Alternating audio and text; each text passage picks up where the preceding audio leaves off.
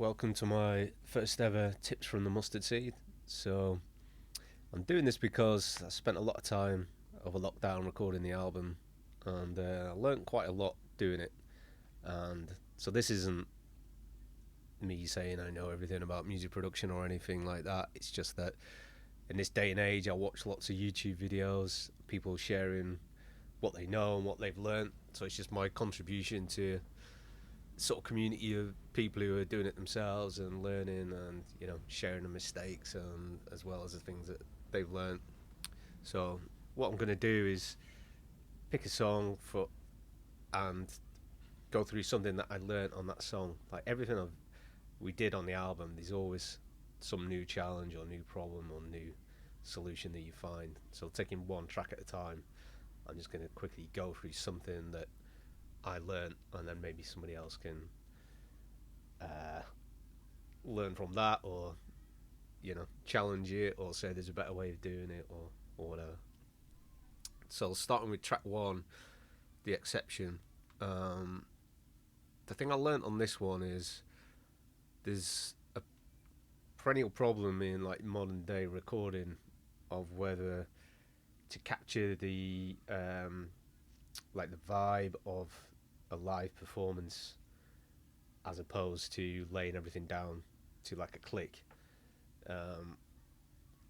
So people who've done this kind of thing before will know what I'm talking about. I'm trying to keep it quite kind of basic, but basically you can either play everything without a metronome, it's just free time, so you get all the dynamics and the little fluctuations in tempo that give it like the emotion, or you can follow the computer's metronome and then everything is editable. It's all like on this grid and you can move stuff around and like edit it till the cows come home. So it's often a dilemma. Do you try to capture a performance and then you're like stuck with it, or do you put it on a grid and then you might not have the same kind of like feeling as you normally get playing it live, but then you have all these editing possibilities afterwards. And what I found and what we did on this track is that you can program time changes to make it feel like it is like a live performance. So what happened with this one is we was doing it on the grid, doing it to the metronome. I think it was just me and Manuel. Is like it's not always been easy to meet up with like COVID and everything. So we started with just like a drum track and just playing to the metronome. I think I was doing like rough guitar. But when it gets to the outro, which is this sort of like trumpet based drums jam, it just felt a bit flat compared to the way it feels when we normally play it live. And it was Manuel who pointed out that he said the time normally naturally increases the tempo at the end. So what we did was we sat down and worked out an increase in tempo just for the outro, and then we programmed that in. So then the click itself will get faster and faster, so we're playing along to something that gets faster. And it's only like 2 BPM, so like the listener probably doesn't notice it unless you're some kind of like engineering nerd. But it's just enough to create like some kind of sense of drama and urgency, like you feel like it's going somewhere rather than just chugging along. So that's what we did on this one. So I use Reaper software, which is good and it's cheap, but it does everything you need it to do if you can be bothered putting the time in, because it takes a bit longer than some softwares, I think. But they all do the same types of things. So you basically just stick a time marker in here, like the tempo of the track is 104. So you put a marker in here as 104. This is the beginning of the outro. And then you just put markers in and you can see the time gradually increasing to when the track finishes it's at 106, which is just 2 BPM faster than the rest of the track. Let me just play it. And this is the metronome here that you play along to. You can switch it off or on. So now it's like starting to increase. And if you look at the BPM down here, you can see it going up.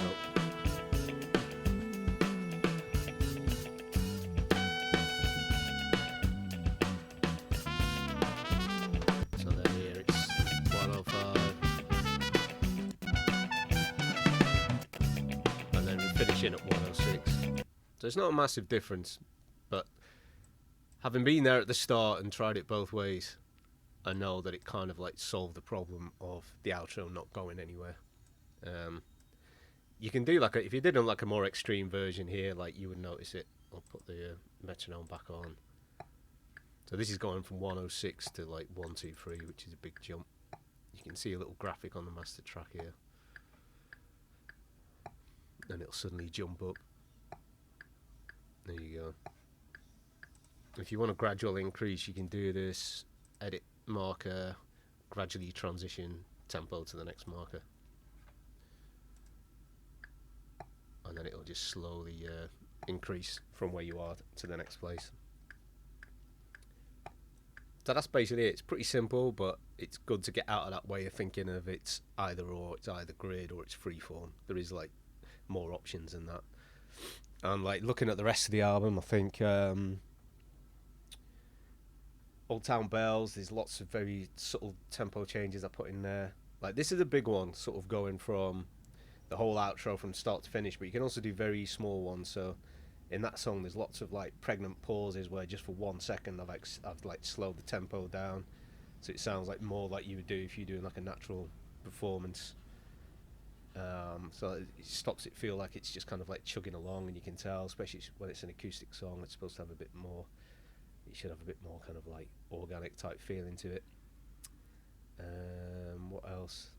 Yeah, the next one, If You Never Try Part 2, that's got like a slow intro and then it picks up, but that was like all on the grid. And then some of them is like half grid and half freeform. The outro to Castaway, it's all on the grid until the outro, and then the metronome stops, and it's just freeform like we do live when we're jamming, and you just pick the best take and go with that.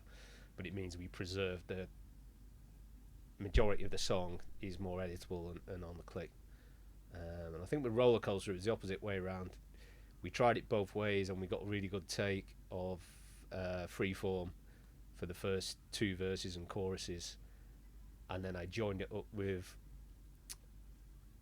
some of the other takes that were on the grid, and the grid starts after like the second chorus, so the whole outro is then like editable, and there's lots of different things come in and out and stuff like that, but the first half is like a performance. So yeah, it all depends on your situation and your practicalities, but putting in a bit of time right at the beginning before you start recording properly, I find is like very beneficial at the end. And it just takes sort of sitting down with a guitar and singing and doing it really roughly over the metronome until you get the feel right, and keep adjusting the tempos. And once you feel like you've got it right, you can kind of start recording properly.